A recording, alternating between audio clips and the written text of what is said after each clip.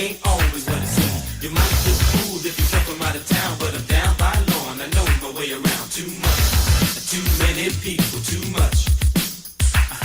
Too much, too many people, too much. A castle in the sky, 1 mile high, built to shelter the rich and greedy. Rows of eyes, skies as windows, looking down on the poor and the needy. Miles of people marching up the avenue, doing what they gotta do just to get by. I'm living in a land of plenty and many, but I'm damn sure poor and I don't know why. Too much, too many people, too much. Too much, too many people, too much. A man's on a ledge, says he's gonna jump.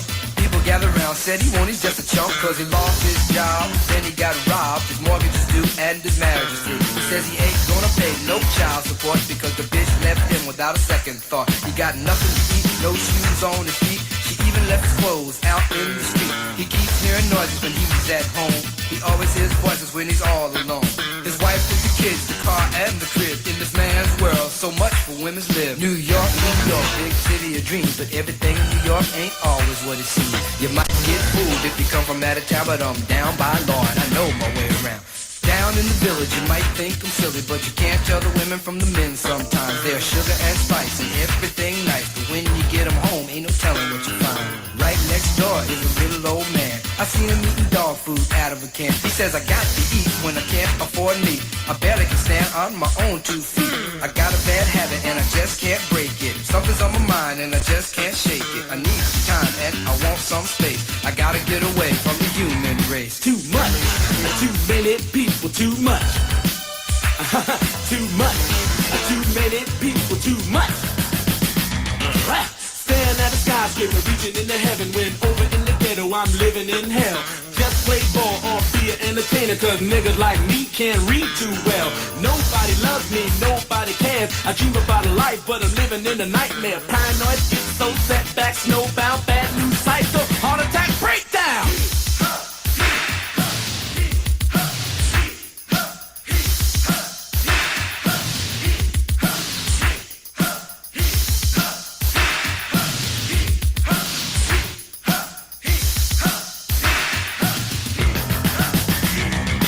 If only I could sleep just 10 more minutes, I might find the strength to make another day. If I didn't have to get up and do my thing, I would probably sleep my whole life away. I messed up a nice dream, something about ice cream, whipped cream, fruits, and a cherry on top.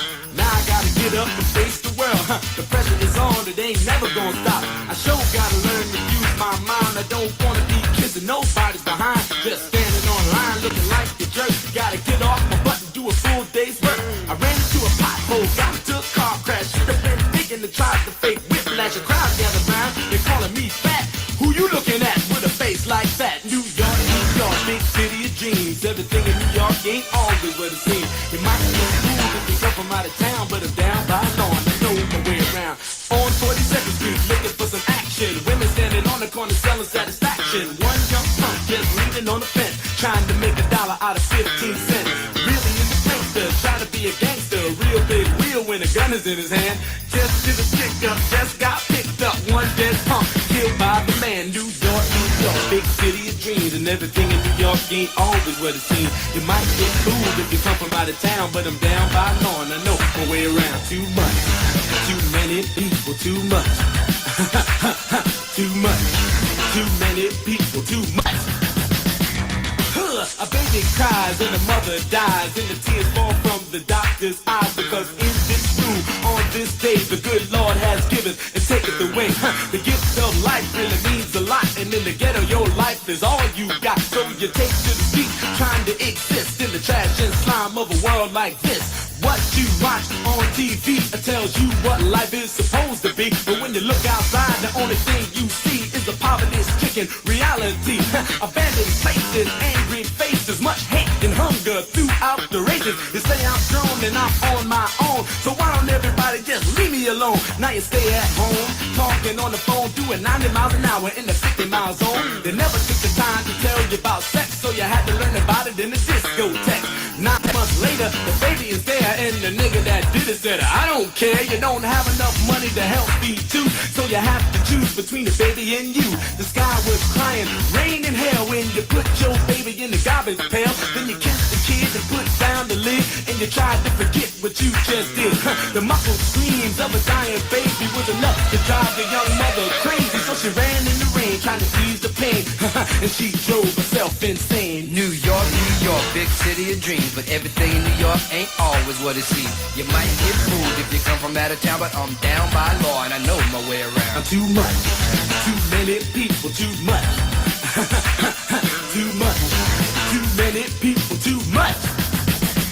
What's happening, man? You should see these bad girls. I got word in the corner. Hey, yo, baby, come here, man. Come here, let's try to get some money. Hey, yo, y'all know this dude? Look, he's coming right here. Let's rob him, man. Oh, yeah, nah, leave him alone. Hey, Slick, you know your way to Sugar Hill Records? Hey, man, that's in Jersey, man. Come here, man. What's up? Hey, man, watch out. Yo, man, New York, big city of dreams, but everything in New York ain't always what it seems. You might get fooled if you come from out of town, but I'm down by law and I know my way around. Too much, too many people, too much, too much, too many people, too much.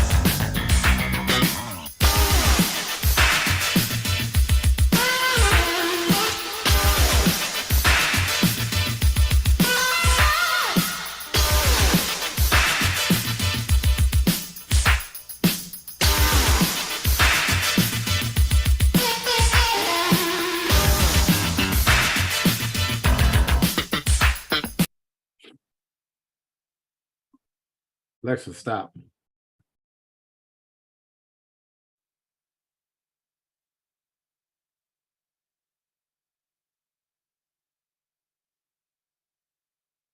Greetings, Aquaba.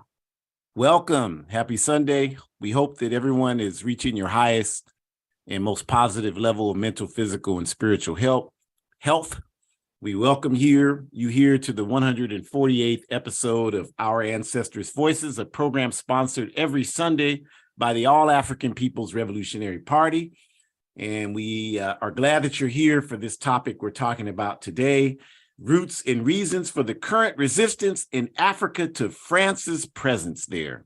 Very critical topic in terms of understanding the necessity for Pan-Africanism, the objective of the All-African People's Revolutionary Party, as well as understanding the current political situation throughout Africa. So we thank you again for joining us today for this critically important episode. And we start, as we always do, we give thanks and honor to the indigenous people of the Western Hemisphere.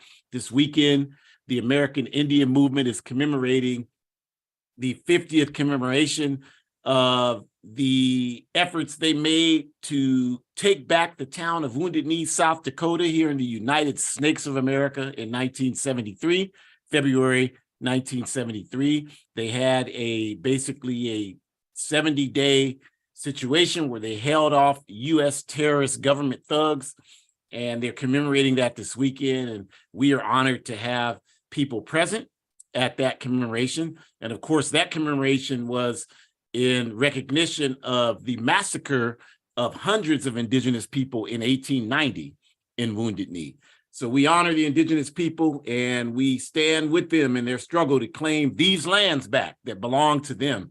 And of course, we honor our African ancestors, who are the only reason why we are here. And we humbly ask that everything that we do is in their honor in our effort to reclaim and enhance the dignity of African people everywhere we exist on the planet Earth. So we thank you for joining us. And we start, as we always do, with just our brief introductions. First, again, Our Ancestors' Voices is sponsored by the All African People's Revolutionary Party, the APRP. The APRP is a revolutionary, independent, mass Pan-African political party that is based in Africa, the national home of 2 billion African people scattered and suffering in 120 countries worldwide. Our objective is Pan-Africanism, which we define correctly as one unified socialist Africa, one united socialist Africa. We believe that this objective, when achieved, will provide the dignity and the power that African people lack today, and will provide us the ability and opportunity to govern the lives of our people all over the planet Earth. And our work to achieve Pan-Africanism is outlined in Kwame Nkrumah's Handbook of Revolutionary Warfare, the cover of which is displayed on the opposite or the middle right of the screen. And this strategy is about building an all-African committee for political coordination, which is uniting all of the revolutionary Pan-African formations on the ground in Africa who agree with the objective of Pan-Africanism being one unified socialist Africa. And we have talked a lot about our work to build this all-African committee for political coordination over the last couple of weeks with our first party Congress held in Guinea-Bissau last month. And as you know, or if you don't know, I, of course, was honored to be one of the delegates that participated there in that historic occasion and was honored to be bestowed upon me a membership to the African Party for the Independence of Guinea-Bissau, the PAIGC, the Pan-Africanist Party founded by Amilcar Cabral, one of the co-founders of the All-African People's Revolutionary Party. So this is one small example of the work that we are doing, uniting all of our revolutionary forces on the ground so that we can organize, take power, and walk over imperialism's chest. And so our Ancestors' Voices is hosted each week by AAPRP organizers, myself, Ajamu Umi, and my biological and ideological daughter, Shakura Umi. So to get us started with our topic, running France the hell out of Africa this week, I will turn it over to Shakura. Thank you, kind sir. Appreciate it. Greetings, everyone. We hope you are well. Please don't forget, we are raising money for African Liberation Day. So you see our website at the top of this slide, www.aaprp-intl.org. Please make sure you visit the website, and on the right-hand side, you'll click on Become a Member. After you do that, you'll be able to donate. We've talked time and time again about the important relevance of expenses that occur with African Liberation Day, because not only do we have on-the-ground events that require funding support, but we also have an international broadcast that takes place. Not to mention we have speaker fees, we have traveling costs. In some spaces, we even have hospitality resources in terms of food and things like that that need to be purchased. So we definitely are asking you all to support as much as you can. African Liberation Day is literally one of our largest events, I would say, besides Pan-African Women's Day, that we host and offer each and every year as annual events. So we do ask for your continued support with that as much as you can. And, you know, just keep in mind that we're going to continue to push that we're asking for you to support, because the thing about African Liberation Day, especially as it connects to tonight's topic, is not only is it tying in how African people's struggle is connected to other colonized people's struggle and how all of us are working to get our land back, but also to support one another in getting our land back. But we also need to think about, I should say, bless you, I think. We also need to think about how African Liberation Day is all about us continuing to enforce the Pan-Africanism that is rooted in all of us. So this idea of understanding that the whole reason that the All-African People's Revolutionary Party is based out of Africa is because that's where everything has started with us. That's literally where we have come to become who we are. That's where we were kidnapped. That's where the land was stolen from us. That's where all of that took place. And so we intentionally are having events that are centering around African revolution and African people achieving their revolution, by also connecting the dots with other people who are seeking to achieve the same revolution for their respected people. And so enough about ALD, but definitely please visit our website so you can support us and help raise money for those events to take place. But we also want to focus tonight on how there's this notion that we have been commodified, if you will, and value has been added to African soil in terms of what resources come from it and how we've been thinking about this. And so, you know, if we think about the legacy that France has incorporated, as well as other parts of Europe in terms of what the impact has been on African soil, then we know that with the help of the US, they've been very instrumental in making it so that things have been very difficult for African people. I still remember thinking about how some of our comrades were discussing how it's very difficult for them to travel from country to country because of the different taxes that they have to pay, not to mention the fact that the neocolonialists are making it so that it's very hard just to go from Senegal, for example, to a neighboring country and whatnot. And so just thinking more in depth about how this has been for 500 plus years, a very difficult transition for us in terms of getting our land back, because the European colonizers have made it very, very, very clear that they have intentions for seeking specific resources, which is why they decided to take over that country in the first place. And we can attribute that to the Berlin Conference. And so, it's been really evident in terms of seeing how this has impacted our people as well, because there's no telling how this is going to have larger repercussions later. For right now, we just know that our folks have been struggling and working really hard to resist and to push them out.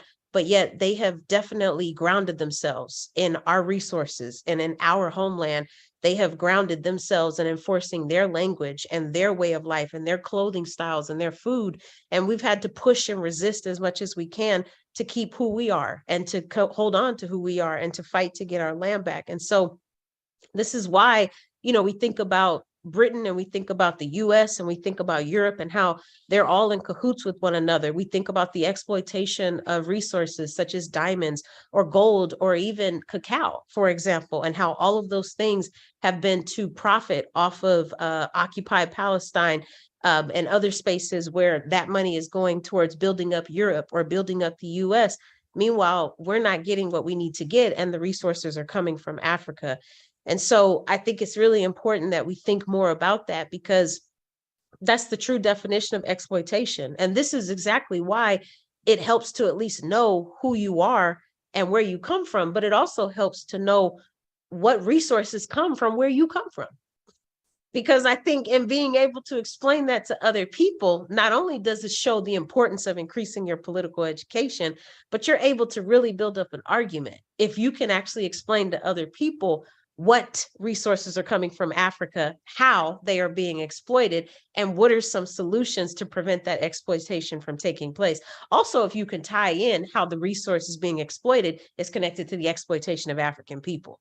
I mean, at that point, the argument is over and there's a mic drop, because no one else can refute anything you're saying, because you have evidence to back it up. You have scholars to back it up, because you've been giving different points of view from different and scholars such as Nkrumah or Amilcar Cabral, or maybe a Sekou Touré, or whomever it is that you're choosing to cite. And so I think it's really important to think in great detail about that, because I find myself having more and more conversations. And if you're like me, then you're learning quickly. And I know my dad has said this before. There's a lot of people that don't know anything about Africa. I mean, they know absolutely nothing about Africa, but they don't know that they don't know nothing, because our society teaches us that it's attractive and it is very, very, very arousing for you to be as ignorant as you know what, but to pretend like you know everything. Like, there are so many people who are very attracted to that. And I think it's actually more attractive to have knowledge and to seek knowledge and to gain knowledge. But that's not the reality, and that's not our society. If you do seek knowledge and if you are trying to gain knowledge, then you actually get more bullied and you get more criminalized, because now you're trying to actually get information that can help you resist the oppressor. And that's a problem, of course, because we need to stay in line. And we don't need to resist. We don't need to fight back. We don't need to rock the boat. We just need to tolerate and accept and be submissive, right? That's what we've been trained to do. Otherwise, if we don't, then the risk might be death or going to jail, right? We know that. But yet at the same time, so many of our ancestors have already done those things. And some of them, unfortunately, have died for the cause. But that's precisely it. They have died for the cause because they understood that something needed to be done so that our conditions could change. A lot of you know that I work at a college campus, and I teach classes, but I'm also working at the Center for Writing and Communication on campus.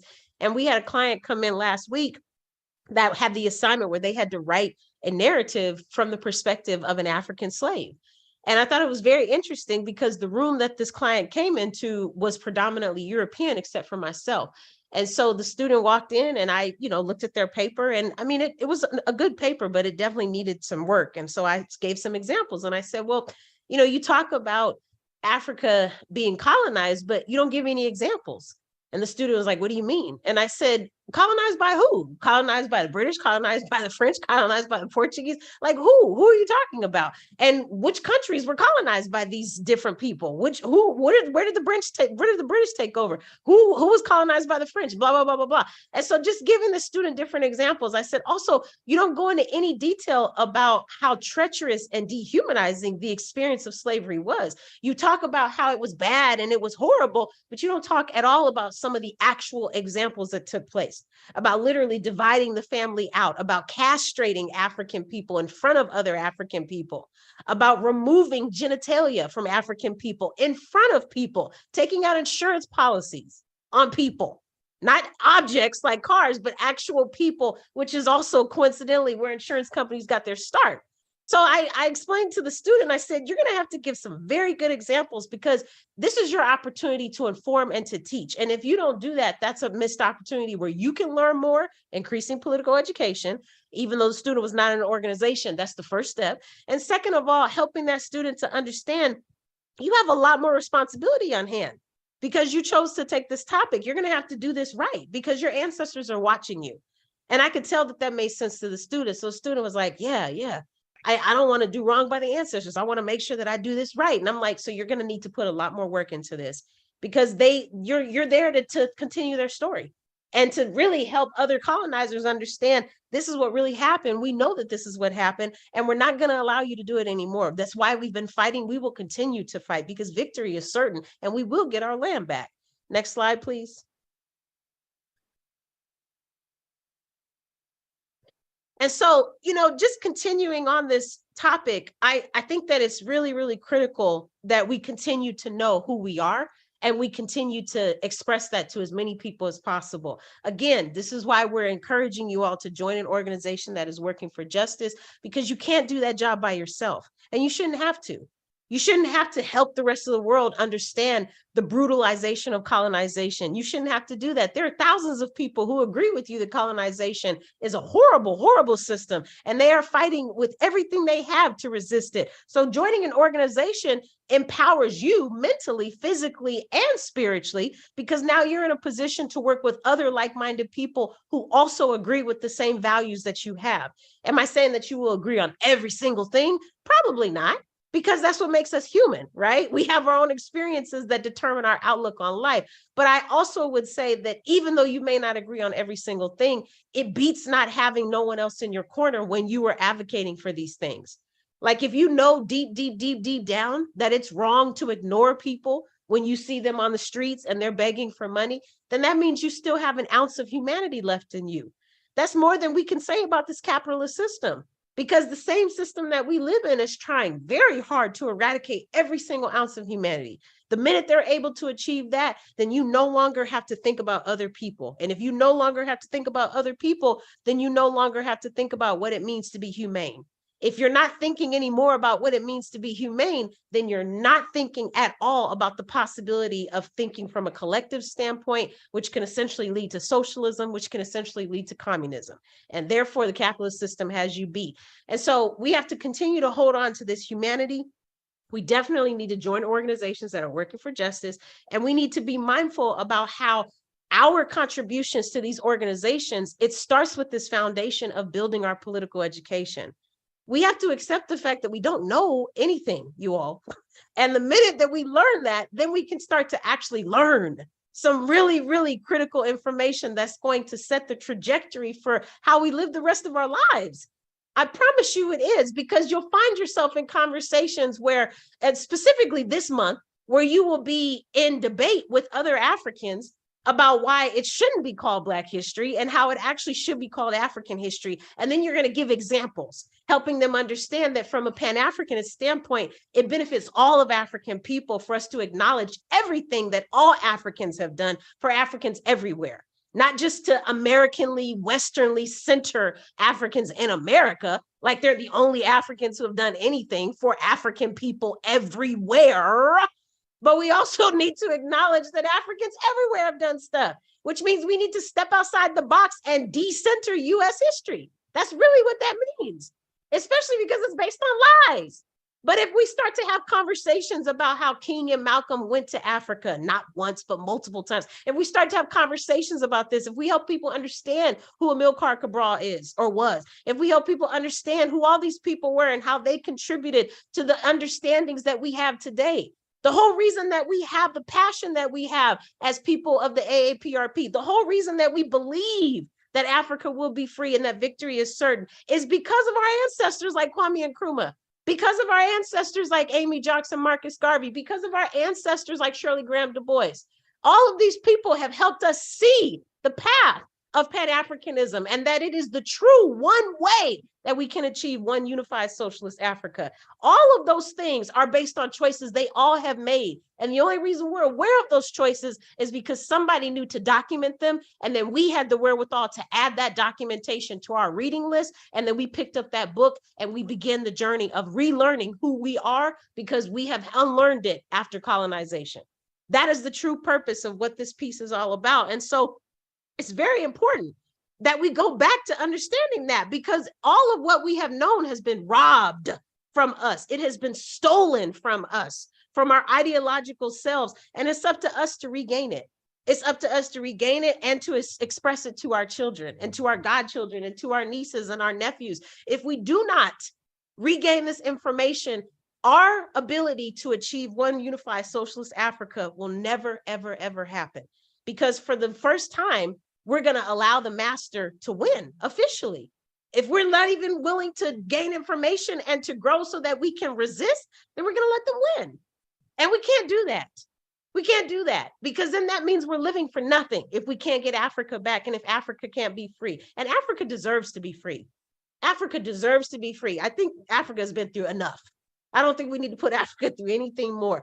So it's up to us to have this better understanding. It's up to us to not buy into the material sellouts that so many capitalist entities are trying to do for us. You know, they'll continue to push down your throat that you need a new car. That's why they're constantly showing you new car commercials. They'll continue to push down your throat that you need a new house. They'll show you all these different apps on ways to buy houses and whatnot. And they'll remind you that your teeth are not white enough. They'll remind you that your clothes are raggedy. They will remind you that your hair is not straight or that your hair is too curly. They will remind you that you are imperfect and you need to spend as much money as possible so that you can barely get to a perfected level. And you still will have an issue where you will need to get something fixed. They will remind you of that time and time again, but it is up to us to remember that the system is imperfect. And although we have flaws, if we choose to organize to help all colonized people and all poor people achieve a better outcome of life, then that by itself is our saving grace. We don't need whiter teeth. What we need is to have our land back. That's what we need, because that is going to help us live a longer life.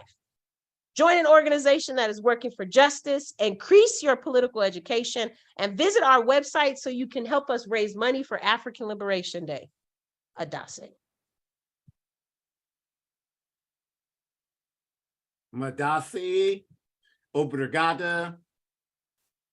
Thank you very much. Shakura Mamtarde, everybody. And I think what you have done is prepared us very appropriately for the topic at hand. This very important discussion about driving France out of Africa. And of course, we have to start that by talking about Ahmed Sékou Touré and the Democratic Party of Guinea, the PDG, because that's where a lot of what's happening today historically stems out of what happened in Guinea over 60 years ago. And so what happened is that France, like all of the European colonizers, like Shakur said, had a firm grip in the colonial sense on a number of territories. You know, you all should know by now, the Berlin Conference in 1884, these European countries who are already there exploiting and controlling Africa came to the table to agree about how they would collectively respect each other's right to control and exploit our homeland and our people. And that's what the Berlin Conference was. And so France came out of the Berlin Conference with a number of territories in Africa that they would continue to colonize in 1884. Burkina Faso, Mali, Senegal, Guinea, Cameroons, Benin, they came out of the Berlin Conference with those areas that they controlled. And they established this concept called the French Union. And what that was is, on the surface, it was supposed to be all of these countries in the world, including the other countries outside of Africa that France colonized, like Haiti, for example. And all of these countries were supposed to be based on, this is France's logic, a part of this French Union, meaning they were part of the French world. But really what that French Union meant is that these were the places that France controlled the political, economic, and social industry of all of these countries to benefit France at the expense of all of these countries. That's what it really meant. So as the African independence movement, which we would argue influenced every independence movement that African people have had everywhere else in the world, all throughout the Western Hemisphere, Europe, etc. When that movement started in the 1950s, one of the things that happened is that as momentum began to build after the independence of Ghana in 1957, it became clear to the European colonizers that their days of having domestic colonialism in Africa were numbered. And so what happened is that France raised the question, because of the demand from all of the French colonies in Africa, about whether these entities wanted to continue as a part of the French Union. And there was a referendum, which is basically a vote that was carried out by all of these countries. And every country in Africa voted at that time to remain a part of the French Union, except Guinea and the Democratic Party of Guinea, which was led by Ancestor, who you see in the picture there, one of our ideologues in the APRP, with his wife, sister comrade Ande Touré, who unfortunately just made her physical disappearance just a year or so ago. So what happened with the PDG in 1958 is, and we've talked about this a lot, is they said, hell no, France, we want, as Secretary said, we prefer freedom in poverty to servitude in riches. So they said no to the French Union. And France immediately, like within hours, punished Guinea relentlessly for this decision. And we've talked a lot about that. We won't go into it again. But the point is that France showed you how savage and brutal they were by how they treated Guinea for just simply saying, we want to control the destiny of our own lives. But what this did, despite that, and despite the challenges that Guinea had, and despite the challenges that the former colonies in Africa from all of the colonizers continue to have today, it did establish a strong note of dignity amongst the African masses that extended not only just in Guinea, but beyond Guinea to the other French former colonies, beyond the former French colonies to all of the colonies, beyond Africa to African people everywhere. We've had other workshops where we've talked about the impact of the PDG on the Student Nonviolent Coordinating Committee.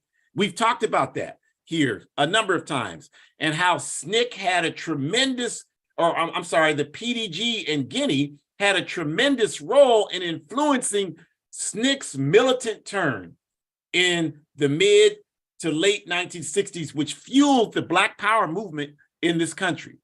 And it's not a coincidence that the person most readily connected to the initially raising the Black Power phase, Kwame Ture, formerly Stokely Carmichael, as well as comrade brother Mukasa Dada, formerly Willie Ricks, became organizers within the APRP. And Kwame Ture himself moved to Guinea to become a leading militant in the Democratic Party of Guinea. So the point is that this act in 1958 reverberated throughout the African world with a clear message to the African masses. We will determine our own destiny, whether you like it or not. And as a result of that, Guinea's courageous action at that time began to plant those seeds throughout all of Africa and throughout all of the African masses. Now, we have to talk about neo-colonialism, which we've talked about a lot, but of course, the African countries got their nominal political independence, and then this concept of neo-colonialism began to become dominant in Africa. What is neo-colonialism? Well, neo means after. afterwards or the next phase. So the Europeans, based on the African independence movement, began to recognize that our days of being able to live in these African countries and control everything this way are coming to an end. So instead, what we have to do is create an apparatus where we can continue to control the mineral wealth in Africa, even though we are no longer physically there. So the way we do that is by training and creating a bourgeoisie, a petty bourgeoisie class throughout Africa who will be committed to maintaining our interests, even though we are no longer physically there. And so this happened all throughout Africa, not just in the former French colonies, but all over the African continent.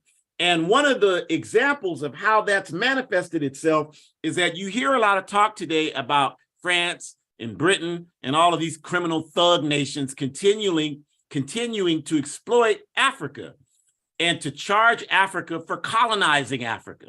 And one concrete example of that is on your screen there, where, and this is happening right now, you all, in 2023, that France requires all of the countries in Africa who use the CFA franc as their currency. And there are a number of countries, including the country I just left, Guinea-Bissau, that do that, use the CFA franc as their currency. It requires all of these countries to invest 50% of their revenues into the Bank of France. So the Bank of France can benefit from investing that money.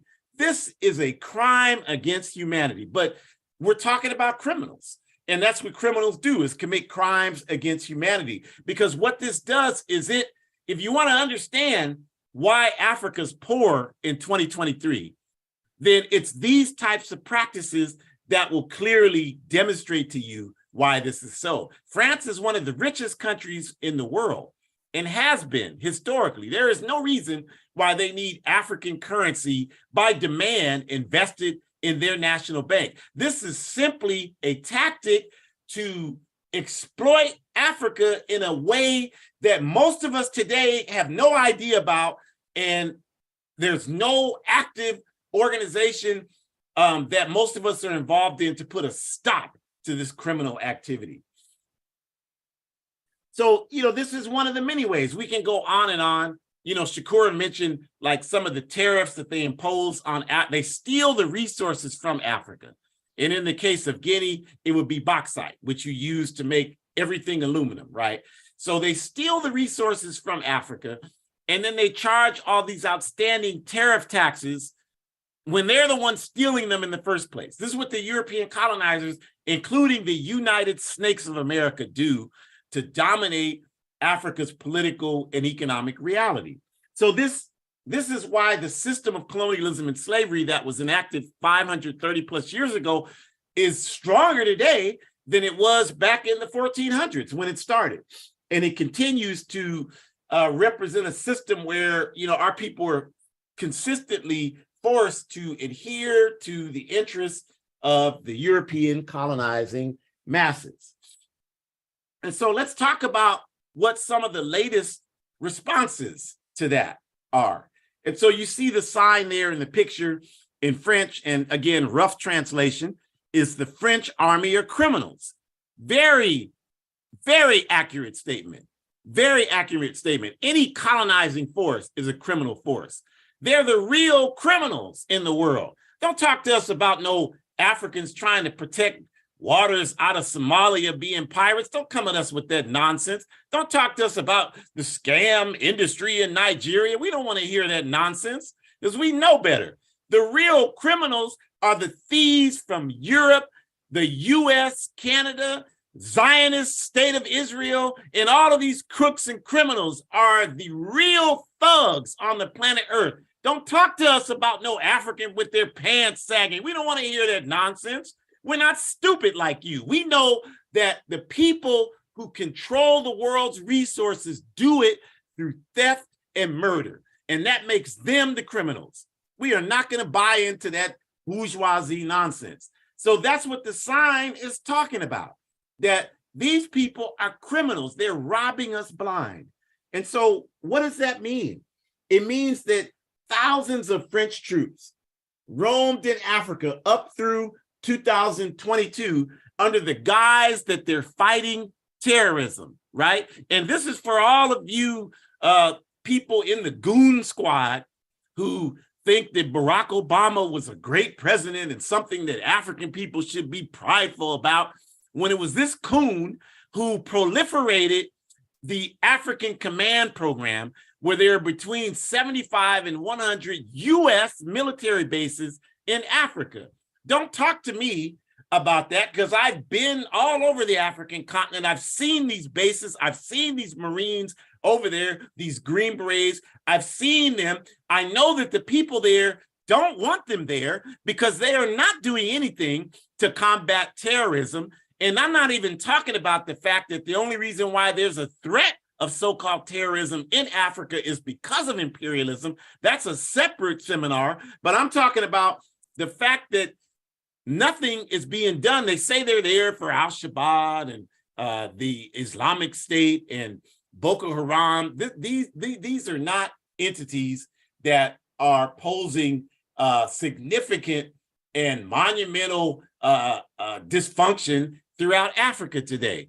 If you believe that, I feel sorry for you. It's just simply not true. And I'm not we're not supporting terrorism. We're revolutionaries. And you know the difference between a terrorist act and organized revolution. I still feel sorry for you. But what we're saying is that these entities are not the primary problem in Africa. The primary problem in Africa today is the same problem it's always been. It's capitalism and imperialism. It's white supremacy. It's all of the things that come from capitalism and imperialism. And so they're there under this guise that they're fighting terrorism. You can't name one thing that they've done to make a single person in Africa safer since they've been there. AFRICOM's been in Africa now for almost 15 years. It started under the George W. Bush regime, but it, again, proliferated under Barack Obama. It was basically nothing under George Bush. It was proliferated, meaning the substantial amount of funding towards it, the substantial amount of personnel, training, weapons, all that stuff, that was your boy Barack Obama that did that. And so 15 years of this, and you can't name a single place that's safer from this alleged threat today because of anything the U.S. military has done, and all the imperialists, the French military, the British military, NATO, the North Atlantic Treaty Organization, all of these terrorist organizations, you can't name any way. I challenge you. You can't name any way they've made Africa any safer today, despite all that.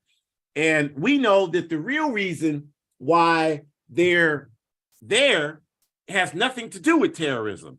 It has everything to do with repressing the massive dissent that's rising among the African masses everywhere on the African continent. We tell you all the time, Africa is on fire, but you don't believe it because it's not on MSNBC, whatever the hell that is, a CNN or CIA. And if it's not on those capitalist entities, then it doesn't exist for most of us. So we don't believe that. But we're telling you, Africa is on fire. And these movements are rising up, demanding that these colonial forces get the hell out of Africa.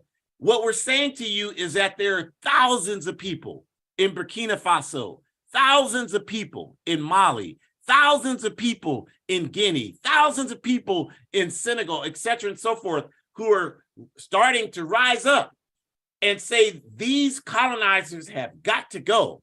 And you should see these movements as mass movements coming up from the groundswell up among the African masses. That's why you're not going to see it on CIA network, because they're never going to educate you about a mass movement.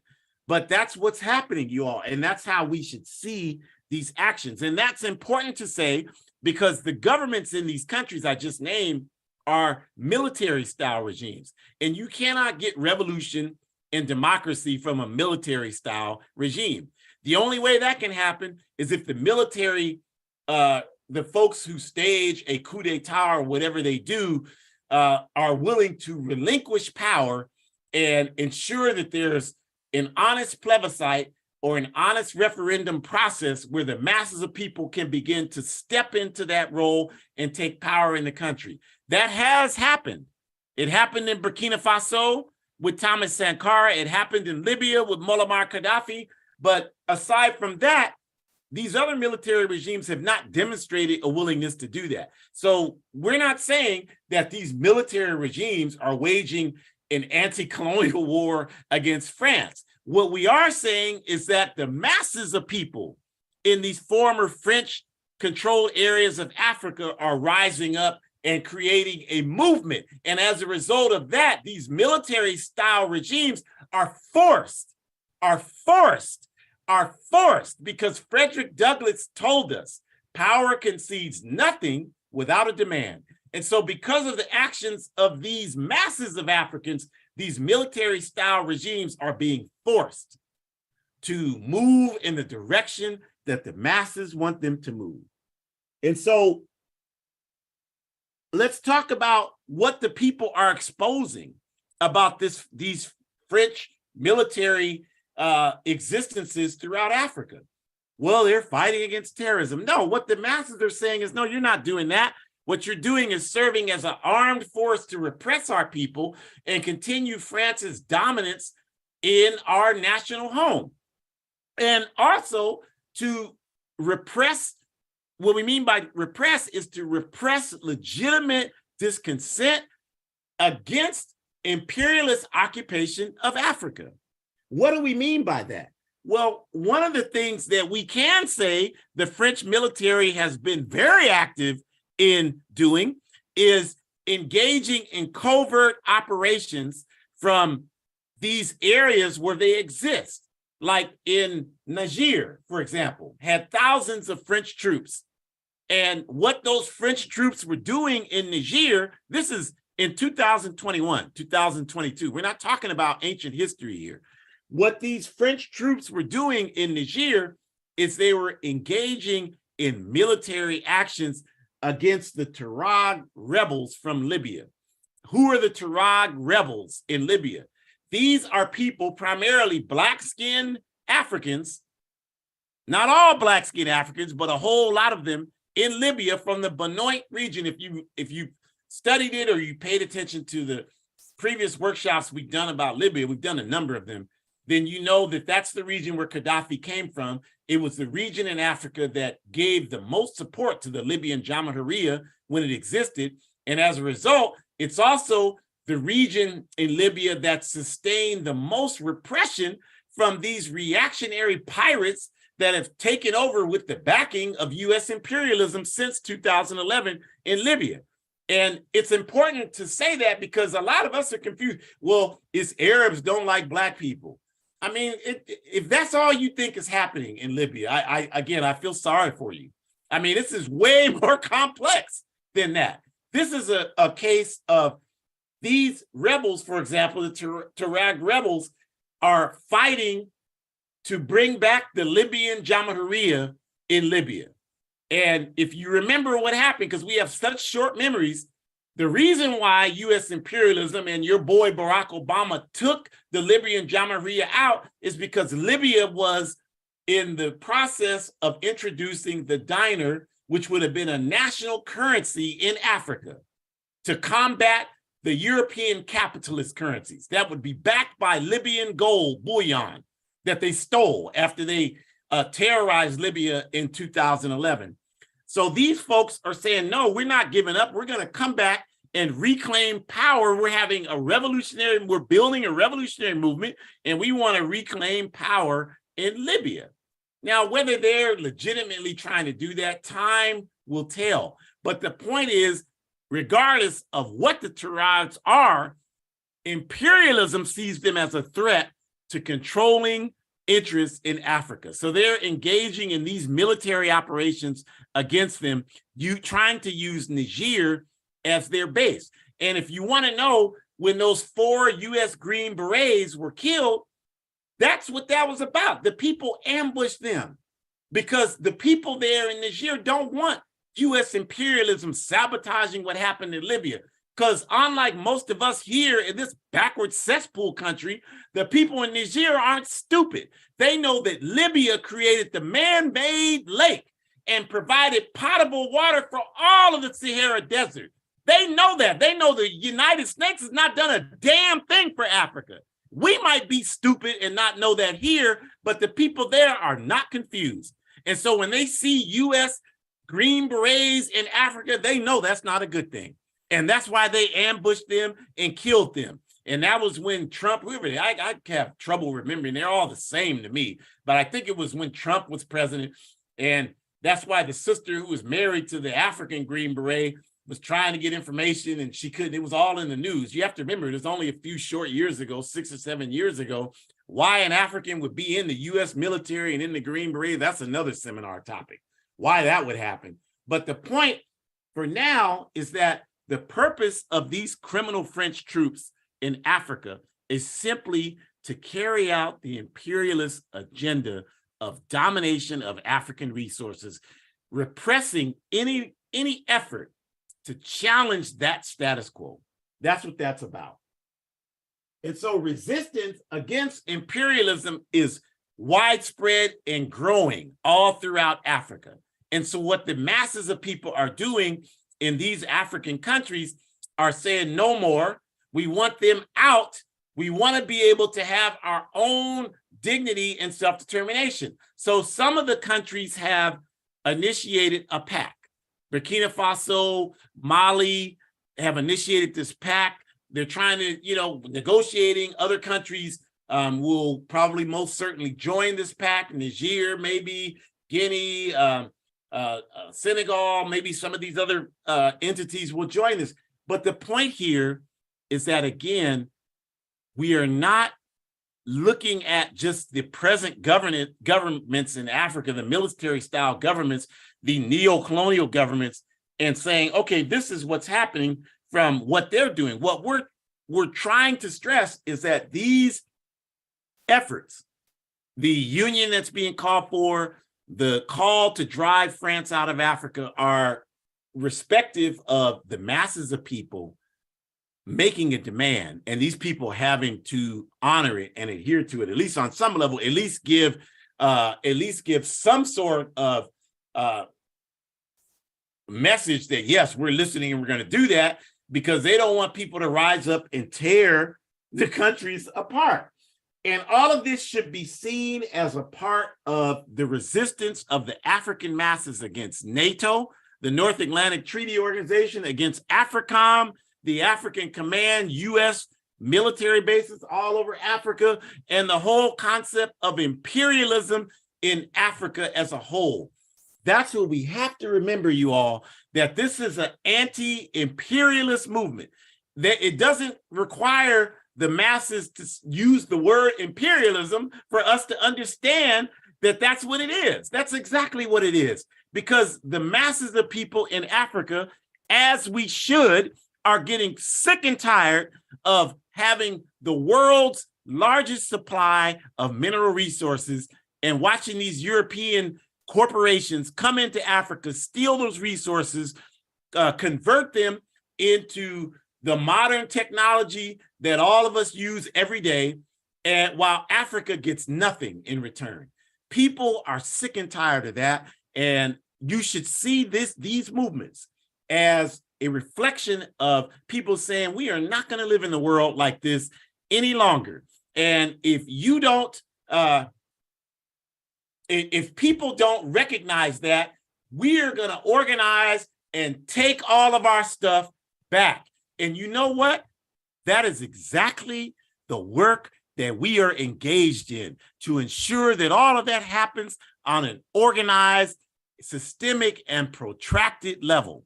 And I'll just say one thing, because if you go on social media in this backward country, you see all of these Negroes and coons and buffoons talking about, I ain't connected to Africa.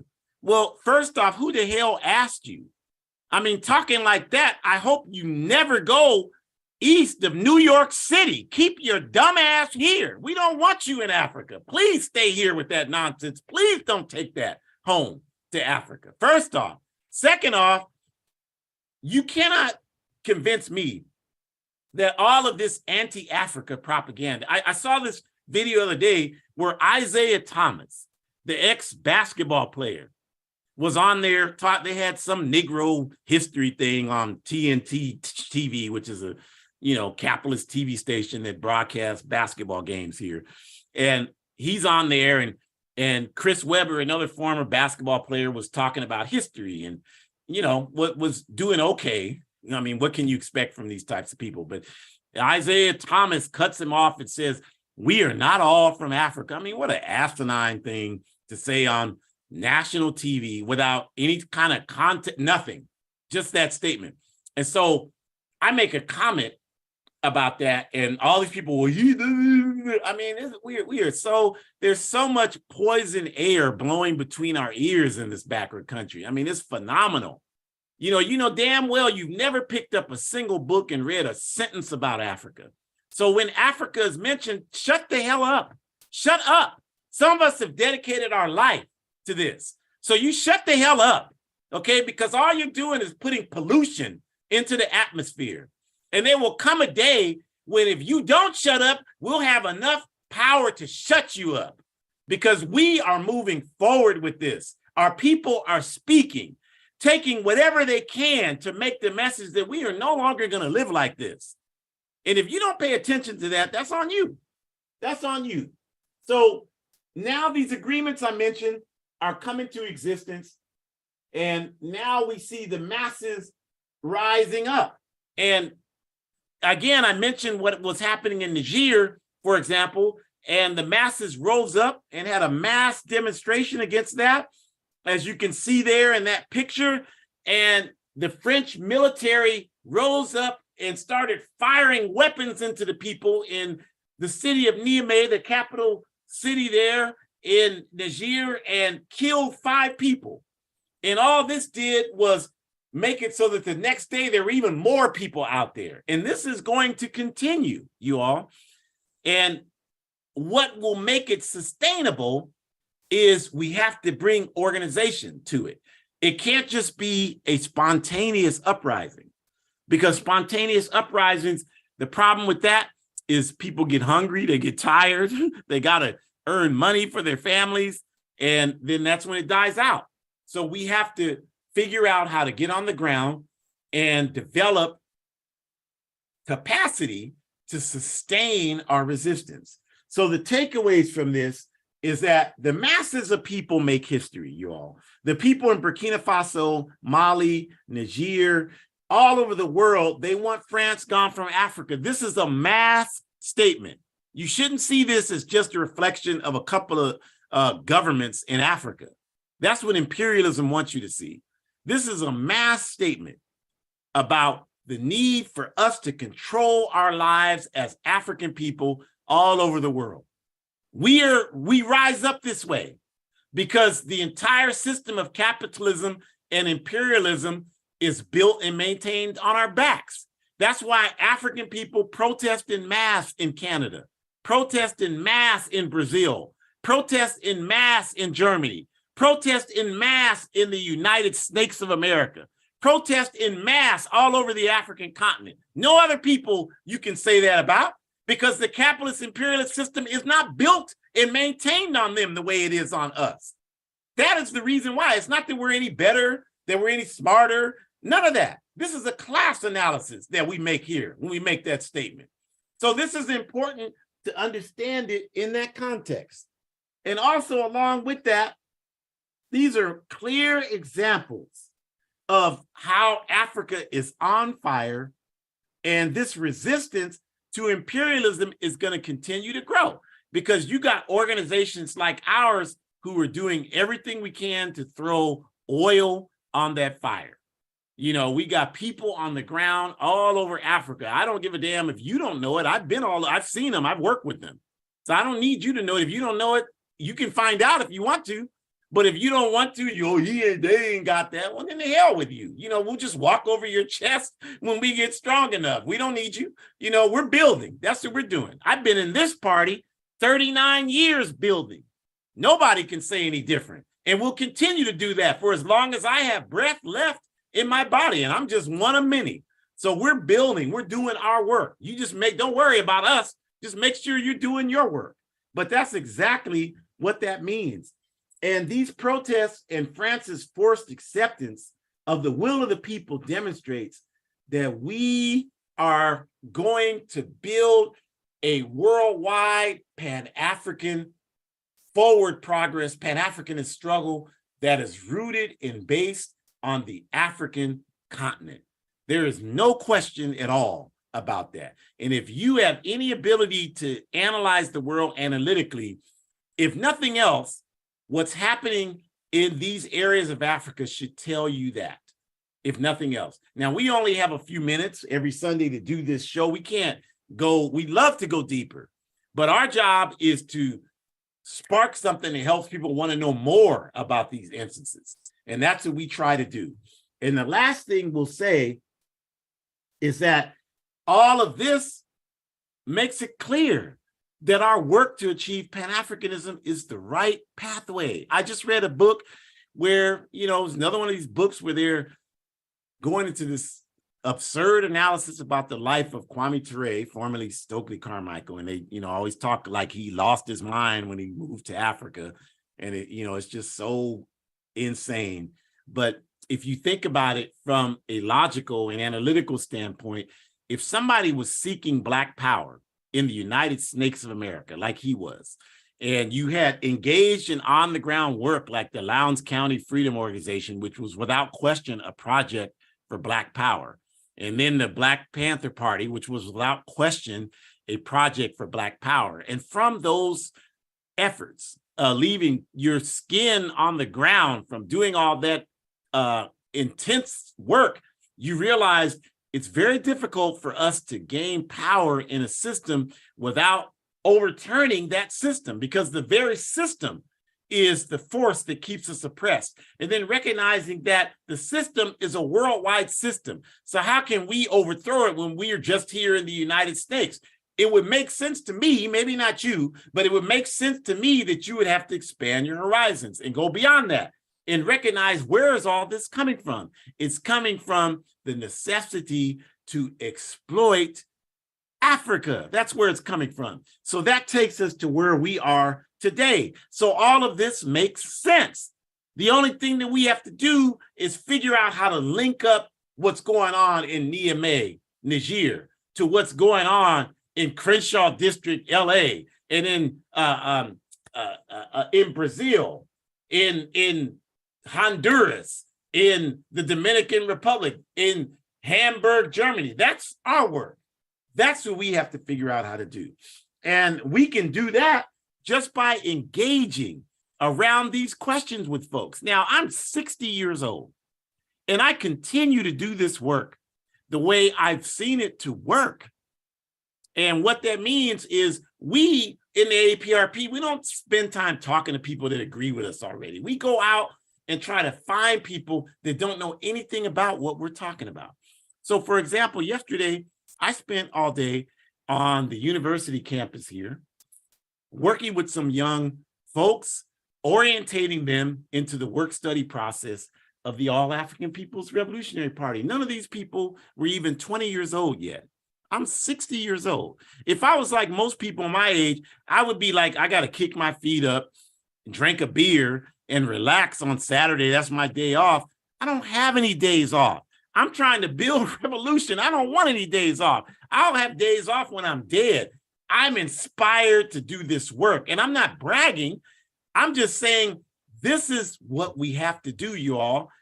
Each one teach one and bring people into an organized apparatus. The APRP is one of those organized apparatus. If you don't want to do it with the APRP, then do it in some other organized apparatus. If you don't see any organized apparatus that moves you, then start your own damn apparatus and call it, I'm glad that hour is up and I don't have to listen to his ass talk organization. And organize for justice under that organization. And even though you don't like us, we'll help you organize your organization, because we just want to see our people organized.